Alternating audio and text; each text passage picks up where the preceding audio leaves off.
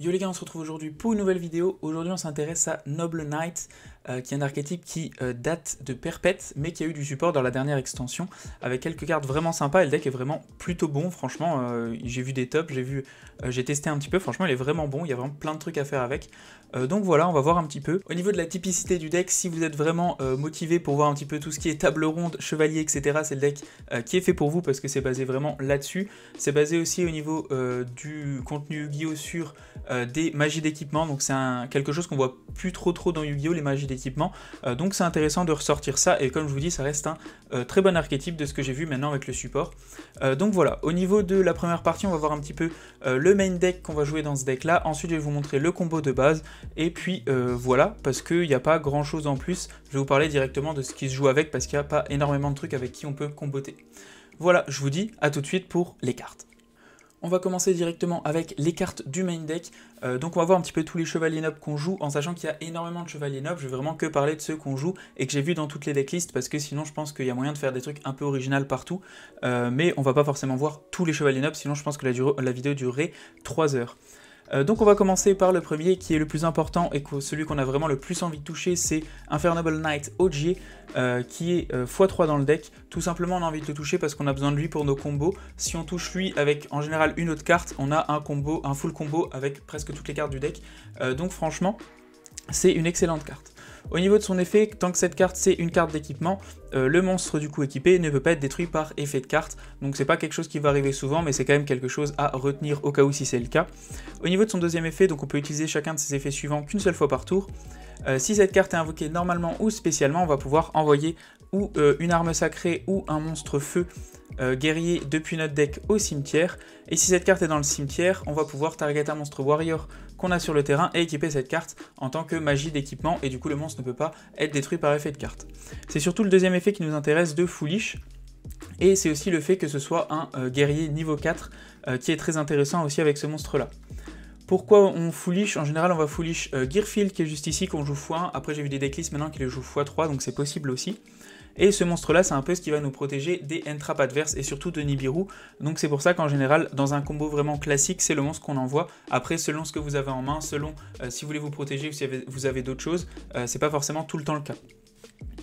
Ensuite, deuxième carte qu'on va jouer x3, ça va être Infernable Knight Renault, qui est aussi très forte. Et pourquoi? Parce que quand on contrôle un monstre feu guerrier sur notre terrain, on va pouvoir l'aspect depuis notre main. Si elle est invoquée comme ça, elle va passer syntoniseur, donc derrière elle nous donne un accès, si on a un monstre niveau 4 sur le terrain, non syntoniseur, à notre Angelica, qui est Angelica la synchro 5 pour débuter nos combos. À peu près tous les combos du deck commencent par Angelica, donc c'est vraiment notre premier objectif, c'est d'atteindre cette synchro là. Donc elle nous sert dans ce sens-là, et elle nous sert aussi pour son deuxième effet, donc on peut utiliser son effet qu'une seule fois par tour, et on peut l'invoquer de cette manière qu'une seule fois par tour aussi. Si cette carte est invoquée spécialement, on va pouvoir target un monstre feu, guerrier ou une carte magie d'équipement qui est bannie ou dans notre cimetière, et derrière la rajouter à notre main, on peut utiliser chacun de ces effets une seule fois par tour. Donc ce qui est intéressant dans un combo de base avec Ogier et elle, c'est que du coup on va envoyer notre Gearfield de cimetière, on va reprendre notre Gearfield avec notre Renault, et derrière notre Gearfield on va pouvoir l'invoquer si on a une magie d'équipement dans le cimetière, et derrière être protégé si il y a une magie d'équipement équipée sur le terrain, être protégé de Nibiru. Donc c'est pour ça que cette carte est super intéressante, et même en fin de tour, ça fait toujours une negate, donc ça reste une très bonne carte à invoquer. C'est un peu jouer la sécurité d'envoyer ça au cimetière et de la récup. Ensuite, au niveau des monstres Infernable, on va passer maintenant sur tout ce qui est Extender, donc les monstres qu'on va jouer seulement pour nos combos où on est bloqué, ou qu'on a besoin pour passer d'une synchro à l'autre, etc. Donc c'est des monstres qu'on va jouer x1. Au niveau du premier, on va avoir Infernable Knight Oliver, qui est niveau 4. Pour le coup, lui, il est syntoniseur, donc il faut bien se rappeler, parce que dans certaines situations, ça peut nous débloquer. Tant que cette carte est une carte magie d'équipement, l'adversaire ne peut pas target le monstre qui est équipé avec cette carte. Pareil, c'est quelque chose qu'il faut retenir parce que pour le coup, des fois on n'en a pas besoin dans notre combo de base, mais notre boss monster à la fin nous permet de se faire équiper par des monstres du deck, donc autant l'équiper avec Oliver qui a un bon effet en tant que magie d'équipement. Ensuite, on peut utiliser ces effets suivants qu'une seule fois par tour. On peut envoyer un monstre feu, guerrier ou une magie d'équipement depuis notre terrain ou depuis notre main au cimetière, et invoquer spécialement cette carte sur le terrain, et par contre il passe level 1. Si cette carte est dans notre cimetière, on peut target un monstre warrior qu'on contrôle et équiper cette carte en tant que magie d'équipement, donc c'est le cas d'à peu près tous les monstres Infernable, c'est un peu leur spécificité, c'est de se mettre en tant que magie d'équipement. Au niveau de son deuxième effet de s'invoquer, l'avantage c'est qu'il passe level 1, donc comme je vous dis, notre premier objectif dans ce deck là, c'est d'avoir accès à notre Angelica, donc pareil, une tuner niveau 1 plus un monstre niveau 4, ça nous donne bien accès à notre Angelica, donc ça peut servir dans certaines situations. Ensuite on va avoir notre Fireflint Lady, qui n'est pas forcément un Infernable, mais qui est pratique dans les decks. En général elle joue x1, si on contrôle un monstre warrior, on peut la spé, et on peut l'envoyer depuis notre terrain au cimetière et respé un autre monstre warrior depuis notre main, donc ça peut être intéressant dans certaines situations, et c'est vraiment jamais une brique, parce qu'on peut ou faire notre Link Isolde avec, ou alors on réinvoque des choses de notre main si on a trop de trucs en main, donc ça peut être toujours intéressant. Ensuite on va avoir ma préf, c'est Turpin, donc Infernable Knight Turpin. Quand cette carte elle est en tant que magie d'équipement, le monstre qui est équipé va passer Synthoniseur. C'est pas quelque chose qu'on utilise tout le temps, mais pareil, ça peut servir dans certaines situations. Au niveau de ses autres effets, on peut les utiliser qu'une seule fois par tour. Si cette carte, si vous contrôlez un monstre qui est équipé d'une magie d'équipement, on peut invoquer cette carte spécialement depuis notre main ou notre cimetière, et par contre si elle est invoquée depuis le cimetière, on doit la bannir quand elle quitte le terrain. Et si cette carte est dans le cimetière, on peut target un monstre warrior qu'on contrôle et équiper cette carte en tant que magie d'équipement, donc pareil que les autres Infernable. Mais elle, ce qu'il y a de très intéressant avec elle, c'est surtout qu'elle est niveau 4, non synthoniseur, et qu'elle se spé super facilement. Donc elle va nous servir dans nos combos de base pour passer de notre synchro de Roland et passer directement à Charles, qu'on verra un petit peu après. Au niveau du dernier monstre x1 qu'on va voir, ça va être Ricciardetto, juste ici, qui lui est le monstre qu'on va invoquer dans 90% du temps avec Isolde. Donc Isolde, c'est une ligne qui est quand même connue, donc je vais quand même redire, mais son deuxième effet nous permet d'envoyer une magie d'équipement ou plusieurs, et par rapport au nombre de magies d'équipement qui sont envoyées au cimetière, on va pouvoir invoquer un monstre du même level. Donc en général, dans nos combos de base de ce deck actuellement, on va faire notre Isolde, envoyer une seule carte magie au cimetière qui est Divine Sword Phoenix Blade qui va nous servir, et on va invoquer notre Ricciardetto.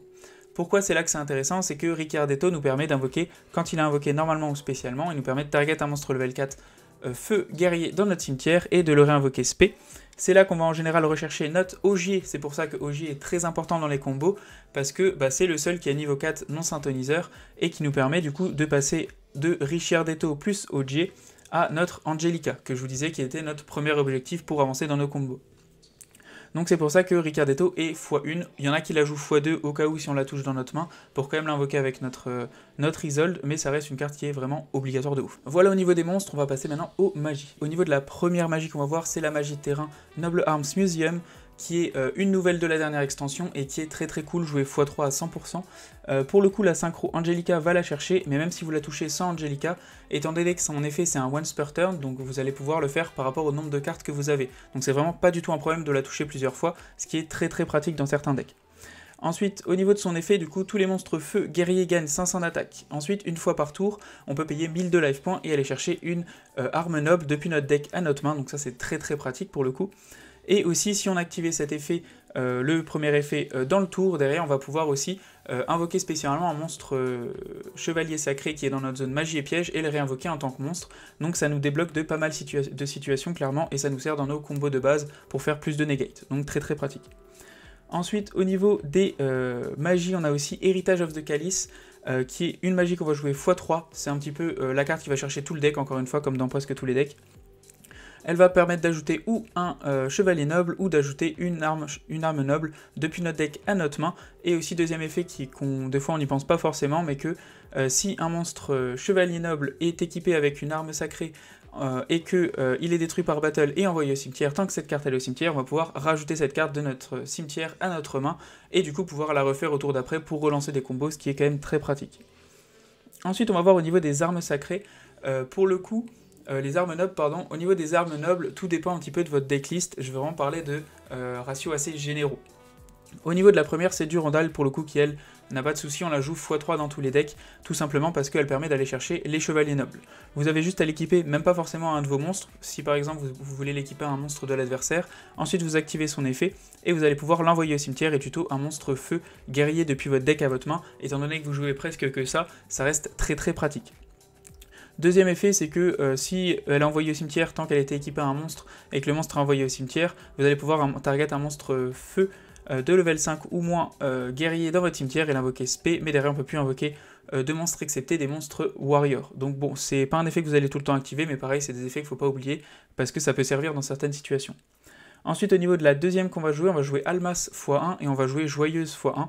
Au niveau d'Almas, elle permet juste de s'équiper un monstre, et derrière vous pouvez équiper une autre arme sacrée depuis votre deck sur le monstre, donc par exemple d'aller chercher une Durandal, ça peut être pratique, ou des fois d'aller chercher Joyeuse, ça peut être aussi pratique. Joyeuse, son effet, c'est que quand vous elle est équipée, vous allez pouvoir target un monstre feu guerrier dans le cimetière et le reprendre dans votre main, et ensuite la détruire. Ou alors, si elle est envoyée au cimetière parce que elle était équipée à un des monstres et le monstre a été envoyé au cimetière, vous allez pouvoir respect un monstre feu guerrier depuis votre main, donc ça reste aussi très pratique. La toute dernière carte qu'on va jouer en tant qu'équipement, ça va être Phoenix Blade, qu'on joue tout le temps dans ce deck là, tout simplement parce qu'elle permet de s'équiper à des monstres, donc ça peut nous servir dans certaines situations, et en plus on peut bannir 2 monstres guerriers du cimetière et la reprendre à notre main, et c'est pas un effet qui est limité par tour, donc à chaque fois on peut le refaire si on en a besoin. Voilà pour la base Chevalier Noble. Ensuite il va avoir possibilité de jouer d'autres choses un petit peu non Chevalier Noble qui va bien matcher avec ce deck là. Les premières c'est de jouer 3 connecteurs, Neospace Connector et un Dolphin, tout simplement parce que si vous touchez Connector ça vous donne assez à Isolde, qui ensuite Isolde vous permet de lancer quand même pas mal de combos et finir au minimum avec 2 interrupts pendant le tour adverse. Donc ça reste super intéressant, en plus Dolphin permet de regarder la main de l'adversaire et de défausser des cartes, donc ça reste aussi un très bon effet, donc pour le coup je conseille de le jouer clairement. Ensuite on va avoir aussi Super Quantum Red Layer qui est bien guerrier feu. Le seul avantage c'est que si on contrôle pas de monstre on peut l'invoquer spé, donc ça reste un extender aussi, mais par contre c'est un extender un petit peu plus chiant que les autres étant donné qu'on peut que le faire au début du tour. La deuxième chose que j'ai vue, c'est les gens qui jouent aussi avec Révolution Synchro, donc c'est jouable et c'est intéressant.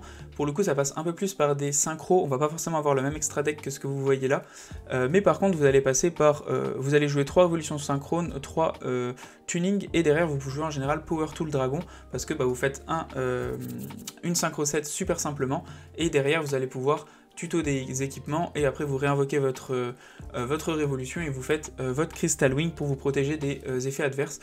Ça reste une version qui marche très bien, donc je vous conseille si vous voulez essayer. Après ça reste quand même des cartes qui valent cher, Révolution Synchrone actuellement, donc à voir si vraiment vous trouvez ça assez intéressant pour les acheter.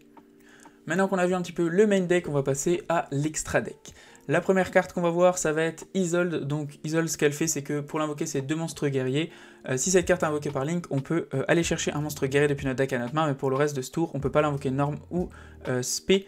Et on peut pas non plus activer ses effets de monstre. Donc en gros c'est vraiment un monstre pour le tour d'après, donc en général on reprend un Neospace Connector ou d'autres choses qui vous permettront dans le tour d'après de refaire des choses. Ensuite son deuxième effet est un petit peu plus intéressant, c'est qu'on peut envoyer du coup des magies d'équipement, le nombre qu'on veut depuis notre deck au cimetière et invoquer un monstre guerrier du niveau du nombre de cartes magie d'équipement qu'on a envoyé. Donc on peut faire en général ou de 4 magies d'équipement et on va invoquer un monstre niveau 4, ou alors on fait de 1 et on va invoquer notre Ricciardetto. Après on peut le faire aussi avec 4 et invoquer par exemple Oliver dans certaines situations, c'est possible. On va la jouer x2 parce qu'elle est essentielle au deck et que c'est très fort tout simplement. Ensuite au niveau des synchros que je vous disais, la première c'est Angelica, Princess of Noble Arms. Pour l'invoquer du coup c'est bien une synchro 5 et on va la jouer x2 parce que dans certaines situations on en a besoin de 2, même dans certains combos si vous galérez un peu, des fois c'est possible d'en utiliser 2. Donc son effet c'est que si cette carte est invoquée spé, on va pouvoir ajouter un Horn of Oliphant, on la connaît pas, enfin du moins je la connais pas, et derrière on peut aussi ajouter à la place une carte qui mentionne Infernal Knight, Empereur Charles depuis notre deck à notre main. Celle qu'on va chercher c'est Noble Arms Museum, celui qu'on a vu tout à l'heure, le terrain, qui ensuite nous permet de l'activer et aller chercher une arme noble depuis notre deck à notre main. Donc elle permet déjà d'aller chercher le terrain qui est très pratique, et son deuxième effet c'est que quand une carte ou un effet est activé qui target cette carte sur le terrain, ou qu'il y a une carte qui la target en tant qu'attaque, on va pouvoir effet rapide, envoyer un monstre feu guerrier depuis notre deck au cimetière, et si on le fait, bannir cette carte. Et derrière, si on le fait, on peut invoquer Roland depuis notre deck ou notre extra deck, et on peut utiliser ces effets qu'une seule fois par tour. Il y a 3 effets qui sont trop intéressants avec cette carte là, c'est que déjà son effet proc super facilement, donc c'est un effet qui est un effet rapide, donc c'est un coup, elle s'envoie directement dans la zone bannie, donc en plus elle peut pas se prendre l'imper, mais elle peut pas se prendre plein de trucs, donc ça c'est très pratique. En plus on peut envoyer un monstre feu guerrier au cimetière, la plupart du temps dans une loupe de base on envoie Turpin, qu'on a vu tout à l'heure, parce qu'ensuite on va pouvoir le spé du grave quand il y a un monstre qui est équipé avec une magie d'équipement, et ensuite passer à notre synchro supérieur grâce à lui. Donc Turpin qui est très intéressant, et en plus on va pouvoir invoquer notre Roland, donc notre synchro 5 de l'archétype, directement sur notre terrain. Au niveau de Roland, son premier effet est inintéressant pour le coup, mais par contre son deuxième effet c'est que quand il est dans le cimetière, durant la main phase effet rapide, vous allez pouvoir l'équiper à un monstre guerrier que vous avez sur le terrain, et ce monstre guerrier va gagner 500 d'attaque, et on peut utiliser ces effets qu'une seule fois par tour. Ce qui est intéressant avec cet effet, c'est que déjà c'est pendant le tour adverse, donc ça vous permet de remettre une carte d'équipement, et comme votre deck est basé dessus, c'est super intéressant. Et en plus ça permet de faire proc l'effet de Charles qu'on va voir juste après. Au niveau de Charles, c'est un synchro 9, donc pour ce faire, en général on utilise Roland qui est une synchro 5, et plus notre Turpin qu'on a envoyé au cimetière, qu'on va respect. On a bien Roland Turpin sur le terrain, et derrière on va avoir accès à notre Charles. Notre Charles, du coup, si une carte d'équipement est équipée à un monstre sur le terrain, même durant la dommage step, vous allez pouvoir target une carte sur le terrain et la détruire. C'est un effet qui va s'activer pendant votre tour quand vous allez faire votre premier Charles, parce que vous allez pouvoir équiper votre Roland, et aussi c'est un effet, quand votre Roland sera dans le cimetière, pendant le tour adverse, vous pouvez activer Roland, la remettre en équipement sur Charles, et Charles va activer son effet et détruire une carte de l'adversaire. Donc c'est un effet qui est super pratique. Au niveau de son deuxième effet, c'est que durant la end phase, on peut équiper une magie d'équipement depuis notre cimetière et aussi un monstre feu guerrier depuis notre deck en tant que magie d'équipement qui lui donne 500 d'attaque. Donc c'est là que c'est intéressant, par exemple, si on n'a pas utilisé notre Oliver dans le combo, de le prendre à ce moment-là et de permettre de ne pas être target par des effets de cartes. Ensuite, on passe à notre dernière carte qui est le Boss Monster de ce deck-là depuis du coup, la dernière extension, qui est Charlemagne ou Empereur Charles the Great. Je sais pas pourquoi ça change selon les trucs que je regarde. Mais ce monstre-là, c'est vraiment une dinguerie pour le coup. Pour l'invoquer, il faut bien un level 9 Charles, du coup la synchro qu'on vient de voir, qui est équipé d'un autre monstre, donc c'est super simple parce que quand Charles arrive, notre Roland il peut se rééquiper directement à Charles, donc pas de souci. Ensuite on l'envoie au cimetière, on fait ce monstre-là, et l'avantage c'est que ce monstre-là, quand il est invoqué par Link, on peut target notre Charles dans le cimetière, on reprend son nom, on reprend son effet, et en plus on la prend en tant que magie d'équipement, qui lui fait gagner 500 d'attaque. Donc ce qui est intéressant, c'est que du coup on va avoir son effet, donc son dernier effet c'est qu'une fois par tour, quand il y a une magie ou piège qui est activé, ou une magie ou piège qui est activé, ou un effet de magie ou piège qui est activé, effet rapide, on peut envoyer une de nos cartes d'équipement de notre terrain ou de notre main au cimetière, annuler l'activation, et si on le fait, détruire la carte. Déjà à noter que si on a 2 Charles sur le terrain, vous pouvez bien annuler 2 magies et pièges, vu que c'est bien un once per turn. Ensuite, ce qu'il y a d'intéressant, c'est que vous allez avoir cet effet de negate du coup des magies pièges, et en plus vous allez avoir les effets de Charles, donc si une carte d'équipement revient sur le terrain en tant qu'équipement sur un monstre, vous allez pouvoir détruire un, pardon. Et aussi vous allez avoir l'effet durant la end phase de pouvoir prendre une magie d'équipement de votre cimetière ou de votre main en tant qu'équipement, et un monstre Noble Knight depuis votre deck en tant qu'équipement. Donc en fait, vraiment ça reprend votre Charles, sauf qu'en plus t'as une negate de magie ou piège, et qu'il a beaucoup d'attaque et qu'elle est archi stylée. Donc c'est vraiment le boss monster, et notre objectif à la fin de notre tour c'est d'avoir ou un Charles ou deux, et en plus d'avoir des negates où on peut avoir en général une baronne de fleurs, plus d'autres choses, donc clairement c'est notre objectif. Voilà à ce niveau-là. On va passer directement au combo de base parce que c'était un petit peu long tous ces chevaliers nobles, je vous dis à tout de suite. On arrive maintenant au combo de base un peu classique, donc on va prendre le terrain et Ogier. Donc ce qu'on va faire, c'est qu'on va invoquer notre Ogier, on va activer son effet pour en foolish, et on va foolish notre Gearfield. Donc on va partir sur le combo pour éviter Nib. Après, les combos les plus intéressants pour moi, c'est ceux qui tournent autour des end-traps et qui sont vraiment réels, plutôt que de faire un board à 1 million de trucs, mais tu te prends une end-trap au milieu et t'as perdu. Donc voilà, on va faire Ogier, on a envoyé notre Gearfield au cimetière qui nous permet de negate des monstres. Derrière, on va pouvoir activer notre terrain, on va activer le premier effet pour aller chercher une Durandal. Ensuite, on va activer notre Durandal, on va l'équiper et on va utiliser l'effet pour aller chercher notre Renault. Renault, ensuite, on va pouvoir l'aspect sur le terrain. Étant donné qu'elle s'espé, on va pouvoir activer son effet, récupérer notre Gearfield depuis le terrain. Et derrière, on va pouvoir faire notre première Angelica, étant donné qu'elle est passée bien synthoniseur vu que elle s'espé depuis la main. On va faire notre première Angelica et on va seulement activer son premier effet pour aller chercher la magie de terrain. Comme on disait, la magie de terrain, les deux effets c'est une fois par tour, donc c'est super pratique, on peut faire les deux effets et ensuite changer de terrain. À ce moment-là, on va activer l'effet de Ogier, on va l'équiper à ce monstre-là, on va pas activer son effet pour le moment, et on va activer le deuxième effet de notre terrain. On va réinvoquer Ogier sur le terrain. Ensuite, ce qu'on va faire, c'est qu'on va pouvoir, maintenant qu'on a utilisé les deux effets, on va pouvoir péter notre magie de terrain et aller chercher à ce moment-là notre Almas juste ici. On va chercher notre Almas, on va faire directement notre Almas sur le terrain, sur notre Ogier, et derrière on va pouvoir faire notre Gearfield. Gearfield, on va pouvoir bannir notre Durandal depuis le cimetière, l'invoquer spé, et derrière vous êtes bien sur la 5e invocation où vous pouvez si l'adversaire fait Nib, envoyez votre Almas au cimetière, annuler, détruire Nib. Donc c'est ça qui est intéressant. Ensuite, là, étant donné qu'on en a besoin pour refaire une link, on va devoir faire ça. On fait Almas, on va aller chercher Joyeuse, et on va l'équiper à notre Gearfield, juste ici. Ensuite, du coup, on a bien toujours une magie d'équipement, et du coup, notre Gearfield va pouvoir nous défendre. Ensuite, on va pouvoir passer par Isolde, donc on va tège nos deux monstres, on va faire notre Isolde, et on va activer son effet. Au niveau de son premier effet, on peut aller chercher en général un connector, étant donné qu'on va pas pouvoir le faire ce tour-ci, mais seulement le tour d'après. On va activer son deuxième effet, on va envoyer une Phoenix Blade au cimetière, et on va pouvoir invoquer notre Ricciardetto, juste ici. Ricciardetto, on va pouvoir activer son effet et respect notre OG. C'est là qu'on va passer par notre deuxième Angelica. C'est que vraiment dans ce combo-là qu'on passe par deux Angelica, mais ça nous protège des entraps. On fait du coup notre seconde Angelica sur le terrain, juste ici. Et ensuite, ce qu'on va pouvoir faire, c'est activer notre Phoenix Blade, et on va pouvoir bannir pour le coup une Angelica. Qu'est-ce que d'autre qui m'intéresse pas? OG, je vais quand même garder, on va envoyer ça aussi. On va bannir les deux, on va récupérer notre magie. Ensuite, ce qu'on va faire, c'est qu'on va équiper notre Angelica, on va activer son effet sur ce coup-ci, on va l'envoyer pour la bannir, on va pas annuler son effet, ce sera un petit peu débile. Ce qu'on va faire, c'est qu'on va foolish notre Turpin, juste ici, et on va pouvoir spé notre Roland depuis l'extra deck. Ensuite, maintenant on a bien presque tout ce qu'il nous faut, on a bien notre monstre qui est bien équipé, du coup on va pouvoir activer l'effet de Turpin ou Turpine dans le cimetière pour se spé. Donc on va se respé, on va pas encore une fois annuler nos effets, ce serait un petit peu débile. Ensuite on a bien un synchro 5 plus un monstre non synthoniseur niveau 4, donc on a accès à notre premier Charles. Donc là on va faire notre premier Charles, on va activer son effet, on va activer l'effet de Roland, et on va pouvoir l'équiper avec. Hop, on va l'équiper sur le terrain. Ensuite là, Charles nous demande si on veut péter un truc sur le terrain vu qu'il s'est fait équiper d'une carte d'équipement. Pour le coup, ça ne nous intéresse pas actuellement. Ensuite, on va pouvoir faire notre premier Charlemagne en envoyant ça au cimetière. Derrière Charlemagne, on peut activer son effet. On va pouvoir reprendre notre Charles depuis notre cimetière et nous l'équiper. C'est là, encore une fois, on va avoir l'effet de notre Link pour péter, vu qu'effectivement elle a l'effet de Charles. On peut encore une fois, vu qu'on a une carte qui s'est équipée, détruire un sur le terrain, on n'a pas besoin. Et derrière, on peut activer encore une fois l'effet de Muséum qu'on va faire pour la deuxième fois et réinvoquer notre Charles.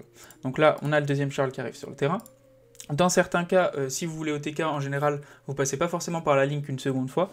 Mais pour le coup, là, on va se faire un board. Donc ce qu'on va faire, c'est qu'on va encore une fois faire l'effet de Phoenix Blade. On va envoyer nos deux monstres, hop, juste là, pour reprendre notre magie.